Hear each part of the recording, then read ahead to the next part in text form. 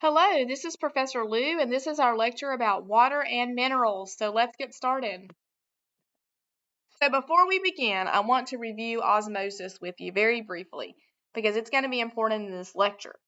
Osmosis is water moving across cell membranes to equalize the concentration of dissolved particles. So when the concentrations of solute particles are the same on both sides of a cell membrane, water flows equally into and out of the cell. When the concentration inside the cell is greater than outside the cell, water flows into the cell to equalize the concentration. And the opposite is also true. So when we talk about water, the body's major component is water.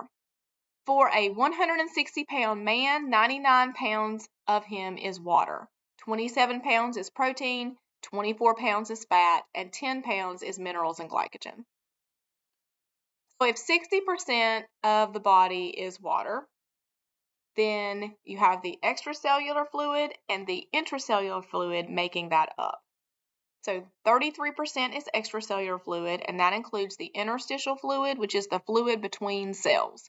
The lymph, the GI fluids, the spinal column fluid, the fluid in eyes, tears, and synovial fluid, which is the fluid in your joints. And then you have blood plasma. So that is the fluid component of blood. Then you have your intracellular fluid, which is found inside cells in every kind of tissue in the body. And that would be the fluid inside blood cells, bone cells, muscle cells, adipose cells, and others. So if you think about the blood, you have plasma in the blood. That's the extracellular fluid. That's the component of the blood.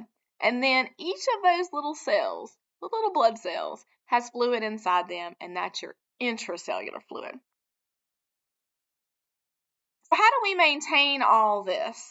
We are mostly water, so how do we maintain that water in our bodies? Well, the adequate intake of water is 3.7 liters for men or 2.7 liters for women. Some things can change that, including pregnancy, which means that 3.0 liters is needed, or lactation, which is breastfeeding, and that would require 3.8 liters each day.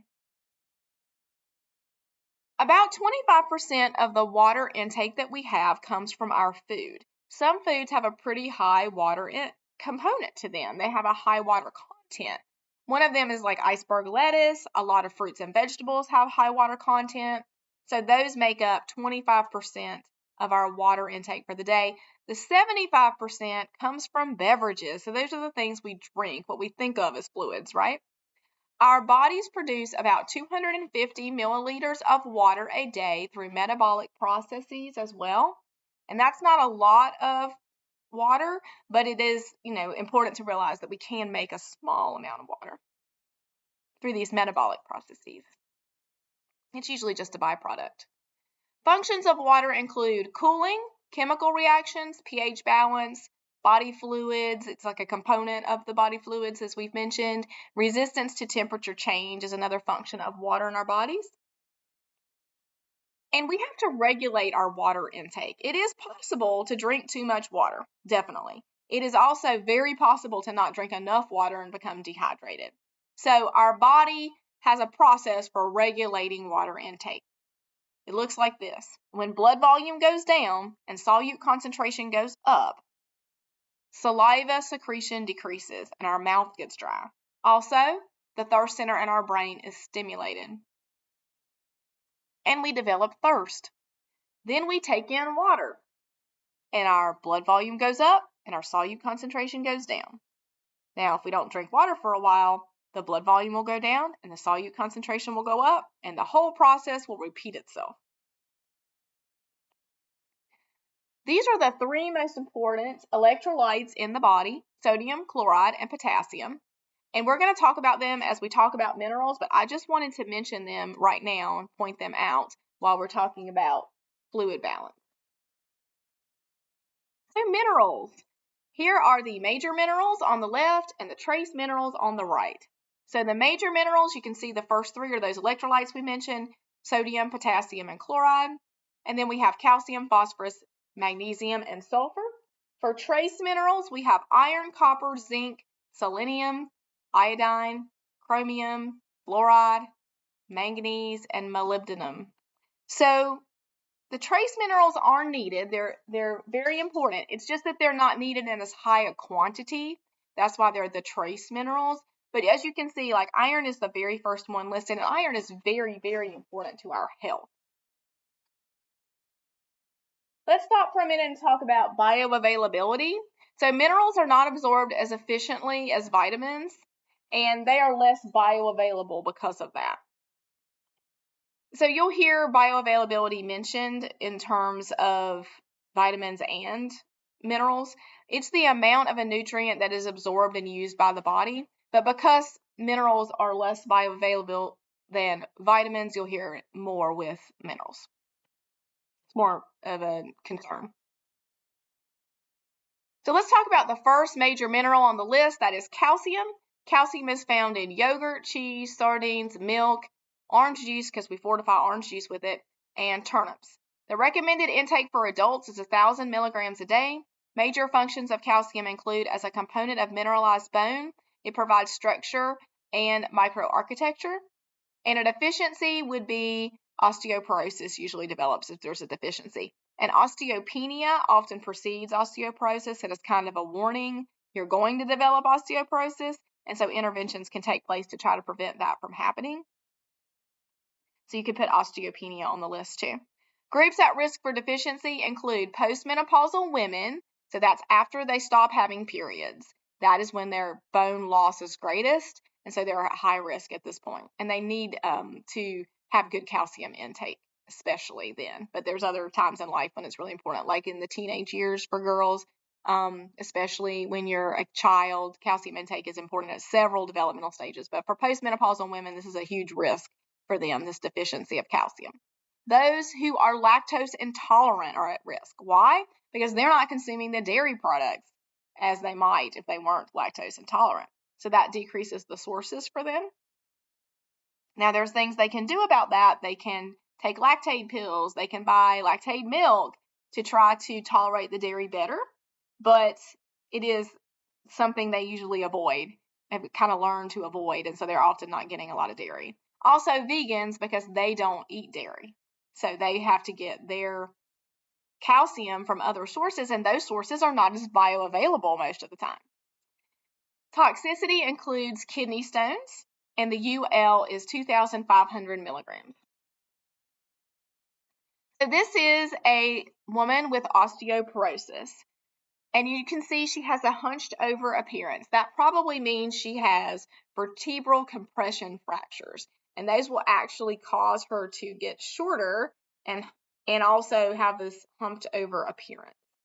And it's not a good problem to have. You can see that it's pretty disfiguring. She might not be able to see very well where she's going because of her posture. The vertebral compression fractures can be very painful. Also, she could have a hip fracture or another major fracture that could be very serious. She might also have some smaller fractures sometimes, but those are the most disabling are the hip fractures and the fractures of large bones. Sometimes the hip will break before the person falls. So people think that people always fall and break their hip. They often do, but they often also they'll hear the bone break and then they'll fall. So that's because they have osteoporosis usually. Otherwise, the bone wouldn't just break like that.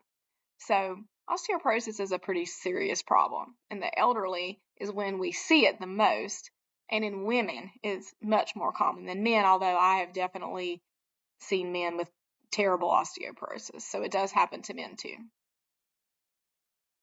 So here you can see the skeleton, and you can see how those bones are different in the picture on the right, and that is a picture of someone with osteoporosis. The circle pictures are to depict the bone loss that has occurred. So today, this is less common than it used to be, the hunching over and the very severe outcomes from osteoporosis, because we try to, number one, prevent osteoporosis. Number two, We try to recognize osteopenia, which is the beginnings of it, right? It's a precursor, and then treat it before it becomes osteoporosis. We intervene with medications, with education, with increasing the calcium intake, with trying to just encourage weight-bearing exercise, which can strengthen the bones. And so we'll do a whole lot of things to try to make sure that it doesn't progress. And when we do that, we have less people that develop the really severe outcomes from it. Okay, so let's talk about phosphorus next. Phosphorus sources include salmon, yogurt, turkey, chicken, beef, and lentils. Recommended intakes for adults, 700 milligrams a day. Major functions, structural component of bones. So this one's important for bones too. Cell membranes, DNA, RNA, and ATP. Deficiency diseases and symptoms include bone loss and weak bones. Groups at risk for deficiency include older adults and alcoholics. So alcoholics are going to come up again and again on these lists. And one reason is because they are not consuming a normal diet. They are drinking a lot of alcohol. It does have some calories, of course, but it's not got any of these minerals and vitamins that they need in it. And so they end up replacing nutritious foods that have vitamins and minerals with alcohol due to their alcoholism. And that's really tragic because they become malnourished. In addition to all the other problems that happen, they become malnourished. Also, older adults. Older adults are going to be at risk for deficiencies often, and you'll see them on these lists often as well. Toxicity, none, and the UL is 3,000 milligrams a day. Moving on to magnesium. Magnesium is found in whole grains and legumes, which are beans, almonds, cashews, hazelnuts, beets, collards, and kelp. Recommended intakes for adults, 420 milligrams a day. Major functions are as components of mineralized bone, ATP synthesis, and utilization, carbohydrate, lipid, protein, RNA, and DNA synthesis. Now, deficiency symptoms with a lack of magnesium include tremor, muscle spasms, loss of appetite, and nausea. Groups at risk for deficiency include alcoholics, individuals with kidney and gastrointestinal disease. Toxicity, if you have a toxicity, you're going to have nausea, vomiting, and low blood pressure, and the UL is 350 milligrams a day. Moving on to sulfur. Sulfur sources include protein foods, and we know most people in the United States are getting plenty of protein. The recommended intakes for adults are really not specified for sulfur. Major functions include structure of some minerals and amino acids and acid-base balance. So the deficiency really doesn't exist as long as you're getting enough protein. Now, if you have one of those situations where somebody is really malnourished, maybe they have the low protein malnutrition syndrome we talked about in one of our other lectures, Kwashiorkor, if they have that, then they're maybe at risk for a significant deficiency of sulfur because they're not getting enough protein. But as long as they're getting enough protein, they shouldn't have a problem. Groups at risk for deficiency are really none then. Toxicity, none. UL, not determined. Sodium. So sodium is found in processed foods, table salt, pork, chicken. So processed foods are being consumed in large quantities in the United States and many other places. Because of that, we're getting plenty of sodium. In fact, we're probably getting way too much in almost all cases. Recommended intake of sodium for adults is less than 2,300 milligrams a day. Ideally, 1,500 milligrams a day. Major functions include major positive extracellular ion. It's huge job. Nerve transmission, muscle contraction, and fluid balance. Deficiency would look like muscle cramps. Groups at risk for deficiency include people consuming too much water, which is possible. You can drink too much water. Excessive sweating, so you're losing water that way. Those with vomiting and diarrhea. So when you're sweating, you're losing your sodium. So that's why it's a risk for deficiency. Toxicity, high blood pressure, and UL is 2,300 milligrams per day. Potassium. Potassium is found in fruits and vegetables. legumes, whole grains, milk. The recommended intakes for adults is 4,700 milligrams a day. Major functions include as a intracellular positive ion. It's a huge job for that particular mineral. Nerve transmission, muscle contraction, fluid balance, deficiency diseases and syndromes. Well, you're going to have a irregular heartbeat if you have deficiency of potassium. You're also going to have muscle cramps. A lot of times the hands will cramp up really hard if there is a deficiency of potassium. Groups at risk include people consuming diets high in processed meats and those with vomiting and diarrhea. I'll add to that group people on diuretics for their blood pressure will sometimes develop pretty severe low potassium, and they can have issues from that. But it's because they're losing it in their as a side effect of their medication. But it is clinically something that comes up a lot. Toxicity is an abnormal heartbeat, and it can even cause an arrhythmia that could cause a death. Doesn't usually do that, but it could. The UL is not determined. Next, we have chloride. Sources of chloride include table salt and processed foods. Recommended intake for adults is less than 3,600 milligrams a day. Ideally, you want around 2,300 milligrams a day or less. Major functions. As a major negative extracellular ion and in fluid balance. Deficiencies are unlikely. Groups at risk for deficiencies are really none. Toxicity is none. And the upper UL is 3,600 milligrams per day. All right, moving on to iron. Now, this is the first trace mineral we're talking about. So it's not needed in as large a quantity, but we know iron's important. Sources of iron include red meat, eggs, particularly the yolks, dark leafy vegetables, dried fruit, and iron-fortified foods. Recommended intakes for adults are 8 to 18 milligrams per day. Major functions are assisting in energy production, DNA synthesis, and it's required for red blood cells to function properly, which we definitely need them to function properly in order to get oxygen circulated around our bodies. Deficiency diseases and symptoms would be iron deficiency anemia. So symptoms of that include fatigue, paleness, faster heart rate. Groups at risk for deficiency include infants and preschool children, adolescents, women, pregnant women, athletes, and vegetarians.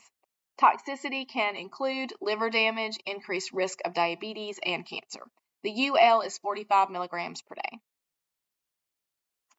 So when we're talking about iron, some things enhance iron absorption and some things inhibit it. Enhancers of iron absorption include the following: meat, fish, poultry, seafood, and stomach acid. Inhibitors of iron absorption include phosphate, calcium, tea, coffee, colas, soy protein, high doses of minerals like antacids, maybe like a Tums that's a calcium antacid. That's going to be an inhibitor to iron absorption. Bran and fiber, phytates, oxalates, and polyphenols. So these are inhibitors to iron absorption, which is important for our health. So, when you're having that coffee or cola or tea, or if you're having that calcium supplement right after your meal, just know that it's an inhibitor of iron absorption. So it might be a good idea if this is a big problem for you, if you're iron deficient, to kind of plan your meals so you're not inhibiting your iron absorption. Trace minerals, again, we have copper. That is our next one. Sources include nuts, seeds, whole grains, and seafood. Recommended intakes for adults, 900 micrograms a day. Major functions are to assist in energy production and iron metabolism. Deficiency diseases and symptoms would include anemia, like fatigue, paleness, a faster heart rate are signs of anemia. Groups at risk for deficiency are those who consume excessive zinc supplements. So sometimes you'll see this where one vitamin or mineral is affecting the other. Well, in this case, if you have excessive zinc supplementation, then you're not going to be able to have the copper, and you're going to become deficient, maybe. Toxicity would look like vomiting, abdominal pain, diarrhea, and liver damage. The UL is 10 milligrams a day. Zinc. Sources of zinc include oysters, wheat germ, pumpkin seeds, squash, beans, sesame seeds, tahini, beef, and lamb. Recommended intakes for adults is 8 to 11 milligrams a day. Major functions of zinc are to assist in energy production, protein, RNA, and DNA synthesis. It's required for hemoglobin synthesis. And deficiency diseases and symptoms would look like this: growth retardation in children, hair loss, diarrhea, skin sores, loss of appetite, and weight loss. Groups at risk for deficiency include vegetarians and older adults, and toxicity would have a depression effect on the immune system. The UL is 40 milligrams per day. Next, we have selenium. Selenium is found in meat, seafood, eggs, and nuts. The recommended intake for adults is 55 micrograms a day. Major functions include it's essential for thyroid hormone activity. Deficiency diseases and symptoms include fatigue, muscle pain, weakness, and Cachon disease. Groups at risk for deficiency include populations where the soil is low in selenium. Toxicity would look like nausea, diarrhea, vomiting, and fatigue, and the UL is 400 micrograms per day. Now, this is an illustration of selenium's role in neutralizing free radicals. It is a vitamin E sparing to have selenium doing this. So if you would like to learn more about that, it is an illustration that can help you. But the free radicals are basically causing cellular damage, so we want to, whenever possible, decrease cellular damage. And so making sure you have enough selenium is a really important part of decreasing that free radical damage that is caused. So that's sort of something that's emerged after we figured out we needed selenium, after we figured out it was essential. Now we're working out all of the ways that it really helps us. It's a trace mineral. We do not need very much of it, but it can really, really help us with neutralization of free radicals.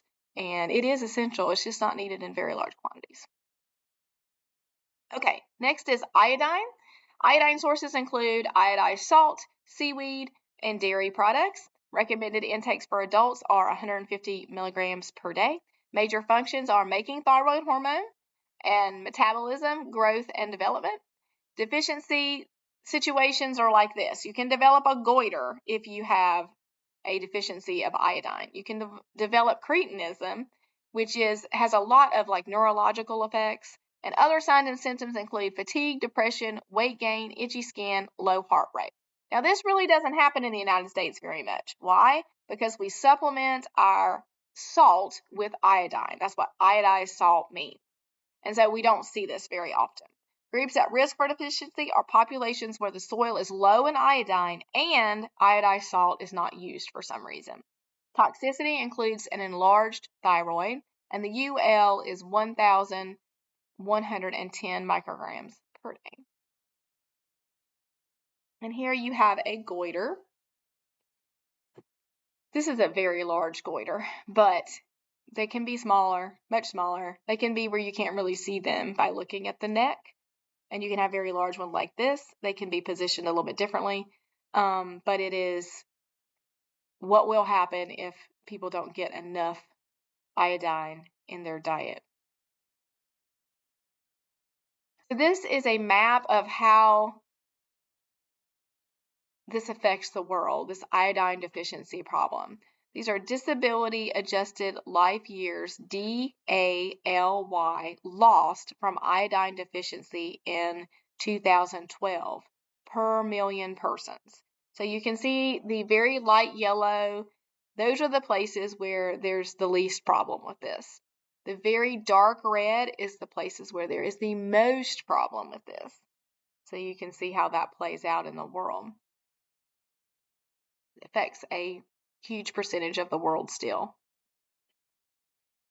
Trace minerals continued. We have chromium. Chromium sources are meats, nuts, and whole grains. Recommended intakes for adults are 25 to 35 micrograms a day. Major functions assist insulin in carbohydrate metabolism, lipid and protein metabolism. Deficiency diseases and syndromes. You can have abnormal glucose metabolism if you have a deficiency of chromium. And groups at risk for deficiency are malnourished children. Toxicity is none, and the UL is not determined.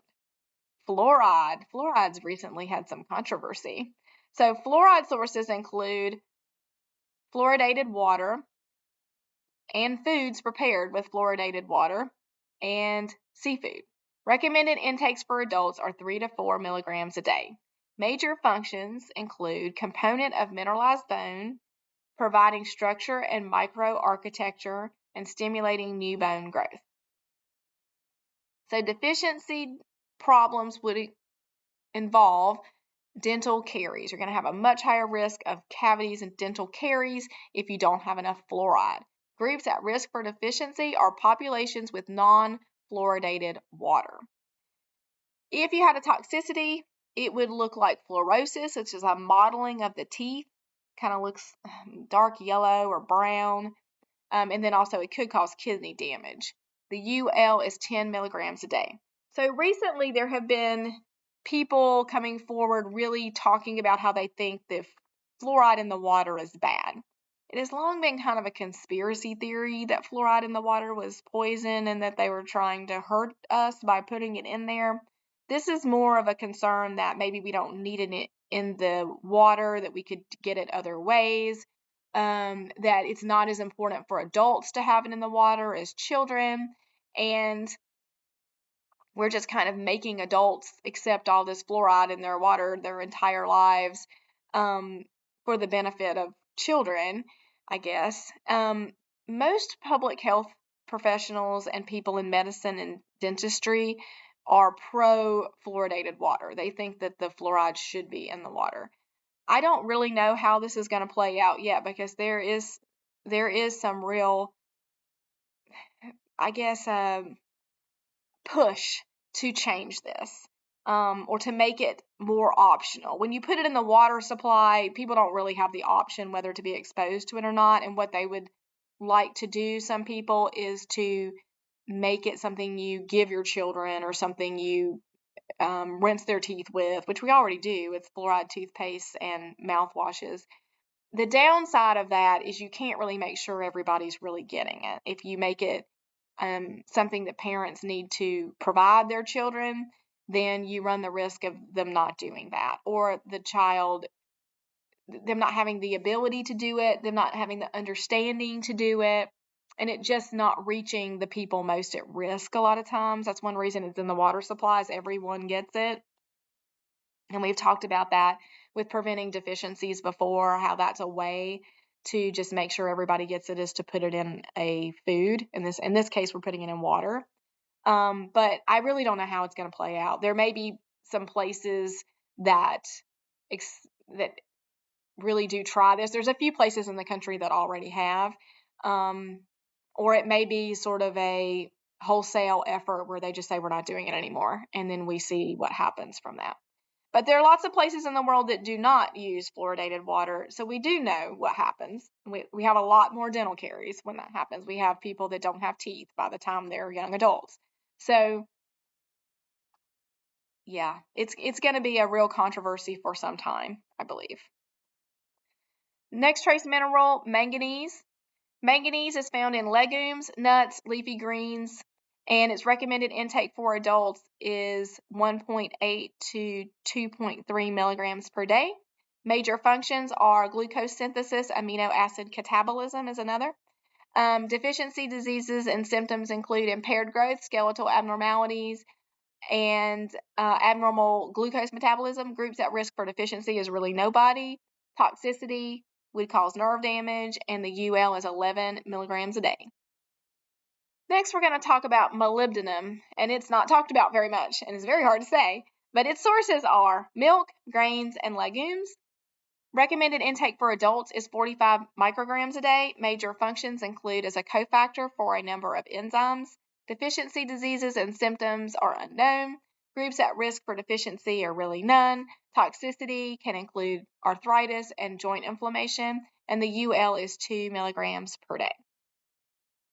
So, As we end this discussion of minerals and vitamins, I'd like to point out that supplementation is something you really want to watch out for. There are definitely people, especially right now, who are consuming mega doses of vitamins and minerals, which can definitely be dangerous. We just went over all the toxicities, right? When we're going through those lists, we talked about toxicities. When you're consuming mega doses of these vitamins and minerals, you can really have some very negative health outcomes, and that is something we would like for people to avoid. Also, though, you can have deficiencies, and in many places in the world, there are still major deficiencies with large portions of the population. There are deficiencies in all places in the world to some degree because you have groups at risk like alcoholics, like people with eating disorders, like the elderly, like young children who can't meet their needs, their nutritional needs. So you're going to have deficiencies in any country, in any segment of any population to some degree. But we want to watch out for trying to solve that problem with mega doses of vitamins or not educating the public properly, not regulating supplements very well. We don't regulate them very well here. They're regulated like food or cosmetics instead of drugs, and so drugs get a lot more scrutiny. Supplements really don't get much scrutiny comparatively. So multivitamins are usually considered safe. So that's like a 1-a-day multivitamin, a Centrum multivitamin, or the generic versions of those. That's usually considered safe. No nutritionist would argue with a healthy person taking those typically, as long as they don't have a health problem that would contraindicate it. Some people would say kidney disease would, want to not take a regular multivitamin because it could be detrimental, but there are vitamins made just for them that have the correct components for someone with kidney disease.